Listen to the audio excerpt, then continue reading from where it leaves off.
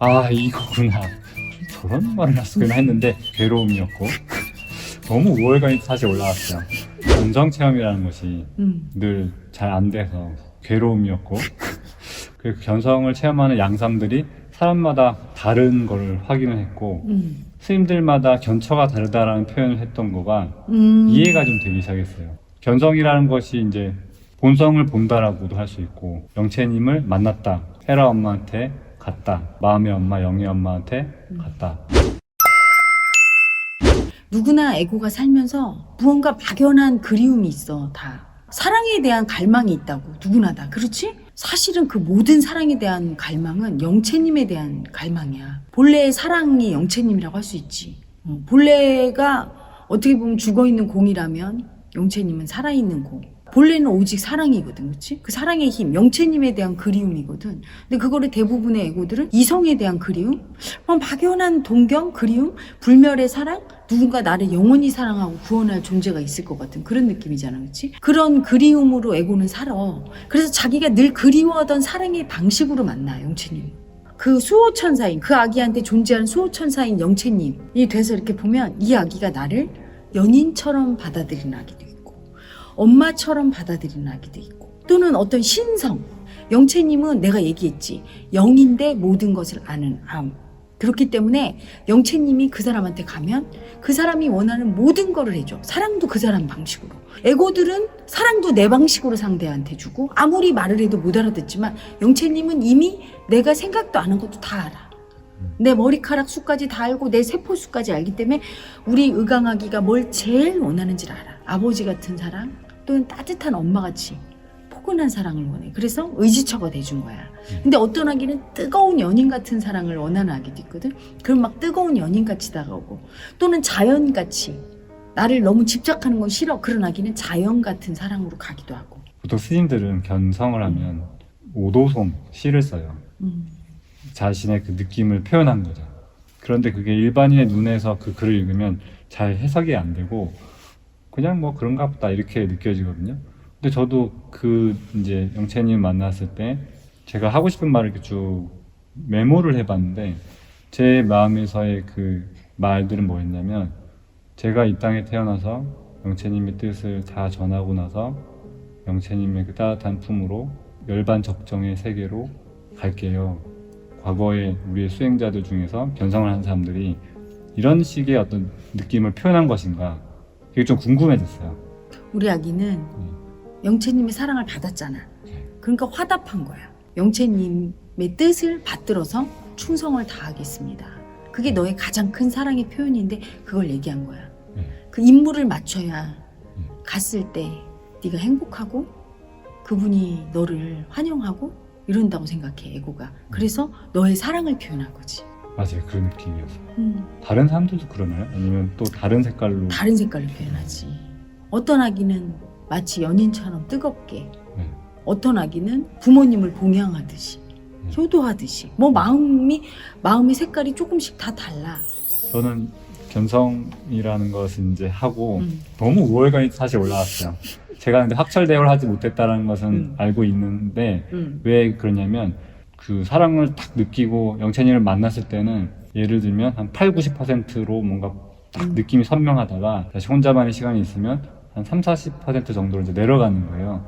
절에서도 스님들이 견성을 딱 하면 제가 목격했던 스님도 아주 환희로운 어떤 표현들을 하면서 일반인이 보면 약간 미친 것처럼 보여서 저도 이제 환희가 올라왔는데 그게 저는 어떤 방식이었냐면 호흡기가 안 좋았기 때문에 숨에 대한 의식이 좀 많이 할당이 돼 있잖아요. 그러니까 숨을 들이쉴 때 영채님이 그냥 같이 들어오는 거예요. 그리고 숨을 내쉬고 그 숨 쉬는 것만으로 영채님과 함께 있다라는 것을 느낄 수 있는 그 느낌 딱 오니까 아 이거구나.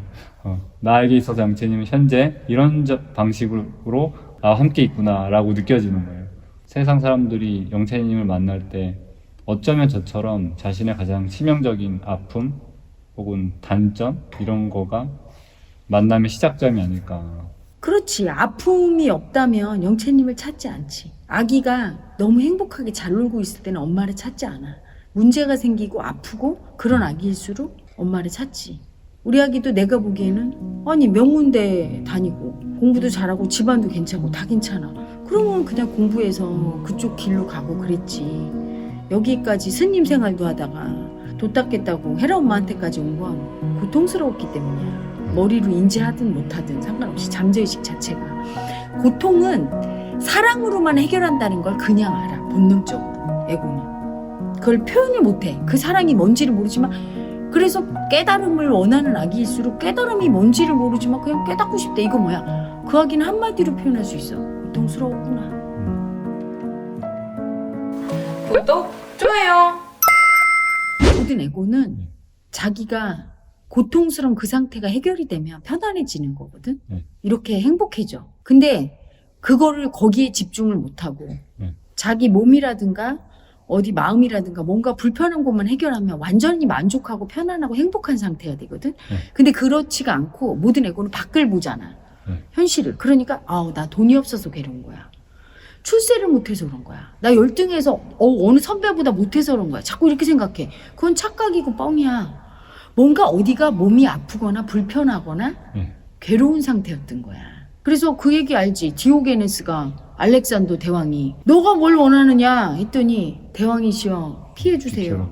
햇빛만 필요하다고 그랬잖아. 계집에서 살면서 그리스 철학자.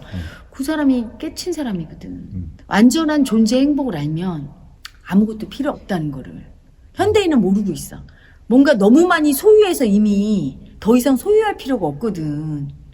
너무 많이 먹어서 과식이고 재산도 너무 많아서 머리가 아프고 집도 너무 넓고 옷도 너무 많고 다 그렇거든. 근데도 여전히 그런 물질적인 거나 지위라든가 뭐 이런 데서 자기 괴로움을 해결하려는 자체가 근본적으로 잘못된 거란 말이야. 특히 영채님은 몸이 아픈 아기한테 가면 제일 먼저 치유를 하는데 거기를 강하게 뚫을 때 뜨거운 기운 같은 게 오르락 내리락 하더라. 레이저로 지지는 것 같이 그렇게 뚫어. 그럼 치유가 일어나는 거야. 불덩어리 같이 이렇게 막 뚫으면서 그렇게 하면서 치유가 일어날 때 편안해지잖아. 헤라님이 너는 나의 영채님의 상속자이니 뭐든지 가질 수 있고 다 줄게 했는데 정말 내면에서 엄마만 있으면 돼요. 그거 이외에는 바라는 마음이 이제 없다라는 걸 확인을 했거든요. 그때 제가 한 생각 떠올려 봤어요. 돈하고 이성. 확실히 그 갈증이 거의 미미한 상태. 욕망이 훅 떨어지지. 그냥 엄마 이렇게 딱 그 아기가 엄마 안고 있는 그 느낌이면 완전 게임 끝나는 거야. 그러니까 영채님을 가지면 다 갖는 거야. 엄마가 없는 아기한테 생각해봐. 초콜릿을 주고 장난감을 주고 엄마한테 있고 싶어, 엄마랑 있고 싶어 하는데 얘야 하고 좋은 옷 주고 다 줘봤자 아기는 울고 떼기장 쓰지. 근데 엄마한테 가면 뭘 달라고 안 해. 엄마한테 이렇게 안겨있으면 그 느낌을 생각해봐. 깐난쟁이가 엄마한테 이렇게 안겨있는 느낌. 그냥 너무 편안하고 세상을 다 가진 것 같고 걱정 의심이 없고 욕구가 없어. 불편한 데가 없으니까. 왜? 사랑을 받았을 때 더 이상 부족하다고 안 느껴. 엄마의 사랑이 채워져서. 거기 참 신기한 게 이제 우리 시청자들과 함께 나눠야 될 부분인데 견상 체험이 끝나고 다시 자기만의 시간에 오면 아까 말씀드렸던 그 지수가 쭉 내려가면서 에고가 발현되기 시작하면 그때 다시 한번 돈과 이성을 딱 떠올려 보거든요. 그러면 확실히 그게 다시 섞여 있는 거예요. 그리고 와, 이것을 어떻게 해결해야 이 위험에 빠지지 않고 계속 궁극의 그 자리로 갈 수 있을 그래서 것인가. 헤라 엄마가 뭐라고 하냐면 오직 네 마음만 봐라 이러잖아. 현실이 다 마장인 거야. 현실에 유혹 당하면 결코 천국에 들어가지 못하리라. 성경에 있고 불경에도 임재 스님인가 누가 얘기를 했어. 현실이 너희를 미혹한다. 세상이 미혹한다. 그게 그 말이야. 밖을 보고 하면 안 돼. 마음만 쳐다봐야 돼. 그게 뭐냐면 영채님만 보는 거야. 내 마음. 내 마음 보고 내 마음을 보면 당연히 영채님은 그 아픈 마음에 있으니까. 아픈 마음에 항상 존재하고 계시니까 거기에 항상 집중하고 살아야 돼. 내가 연애를 하고 출근을 하고 밥을 먹고 할 때도 나는 이 육체의 존재가 아니라 내 마음의 존재니까 항상 내 마음에 꽂혀 있어야 돼. 내 마음에 이게 집중해 있어야 돼. 그렇지 않으면 세상의 욕망이 따라 끌려가게 돼 있어. 항상. 그러니까 공부가 끝나면 그게 없지. 그 에고가 일으키는 거야 다. 에고는 욕망으로 살아. 먹이를 먹고 뭘 가지고 싶고 이게 있어야 될 것 같고 부족하다고 느낄 때 에고는 살아있는 거야. 거기에서 그걸 갖기 위해서 내 주장, 내 생각, 내 의견을 관철시키려고 해. 그러면서 에고는 살아가는 거야. 그거를 못하게 하고 하면 죽어. 소멸되고 그 밑에 남아있는 게 계속 올라오면 또 소멸시키고 또 올라오면 또 소멸시켜서 마지막에 완전히 에고의 욕망과 나와 영채님을 가로막는 게 에고의 욕망이야. 그러면 영채님의 사랑으로 계속 죽이면 이 거리가 가까워지겠지. 마지막에 딱 다 사라지면 나와 영채님이 하나란 거 알고 만나게 되는 거지. 이 세상에 가짜라는 걸 너무나 뚜렷이 알고 안팎이 없어. 나는 의식체인 걸 너무나 알고. 그렇게 사는 거지. 육신을 딱 벗어나서. 그게 해탈이야. 그러니까 옛날 수행자들이 그 느낌을 알기 때문에 그때부터 본격적인 그 수행이 시작된다고 표현을 하거든요. 헤라 엄마의 도움으로 견성, 본성을 본 사람들은 이제부터가 진정한 싸움으로 들어가는 게 아닌가 그 생각이 들어요. 견성 체험이라는 것은 매우 의미가 크다. 본론으로 들어가는 것이다. 이렇게 저는 이해가 됐어요. 다른 데서 어떻게 견성 체험을 하는지 모르겠지만 영채님을 만난 아기들은 견성이라고 하기에는 좀 더 깊어.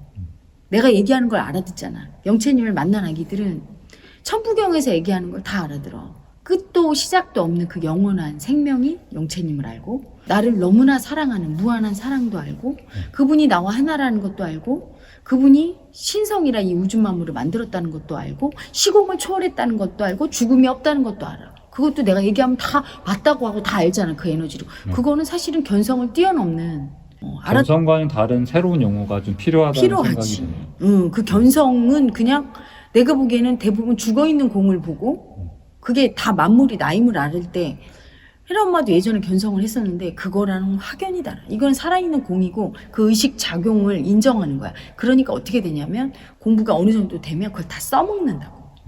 그냥 죽어있는 공을 보면 그거는 살아있는 공이 아니기 때문에 영채님은 살아있어. 본래의 작용이란 말이야. 의식체. 즉 양자 에너지, 현대적인 용어로 하면 무한한 에너지거든.